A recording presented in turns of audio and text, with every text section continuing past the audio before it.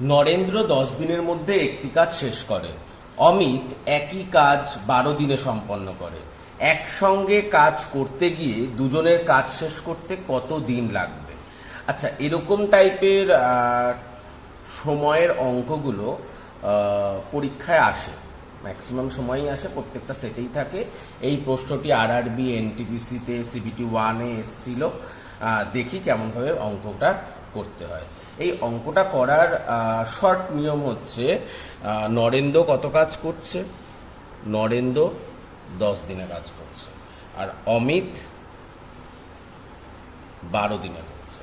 তাহলে এদের দুজনের টোটাল ওয়ার্ক কত? টোটাল ওয়ার্ক হচ্ছে, এদের লসও করলে টোটাল ওয়ার্কটা বেরাবে। তারপরে লসাগু হচ্ছে 60, তার মানে টোটাল ওয়ার্ক কত? টোটাল ওয়ার্ক হচ্ছে 60। তার মানে নরেন্দ্রর এফিসিয়েন্সি কত? 60 দিয়ে ভাগ করে দিলে, 60কে 10 দিয়ে ভাগ করলে হচ্ছে 6। আর অমিতের এফিসিয়েন্সি কত? তার মানে অমিত একদিনে কতটা কাজ করতে পারবে? 5 ইউনিট। 60কে 12 দিয়ে ভাগ করে দিলাম, 5 আর 6। তার মানে এরা একদিনে, নরেন্দ্র কাজ করতে পারে 6 ইউনিট, আর অমিত কাজ করতে পারে 5 ইউনিট। তাহলে কি বলেছে? একসঙ্গে কাজ করতে গিয়ে দুজনের কাজ শেষ করতে কতদিন লাগবে? একসঙ্গে ওরা একদিনে কতটা কাজ করবে? 11 ইউনিট।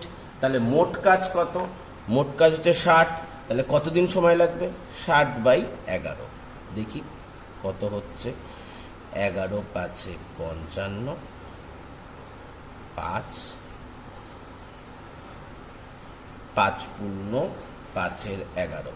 অপশান এ হচ্ছে সঠিক।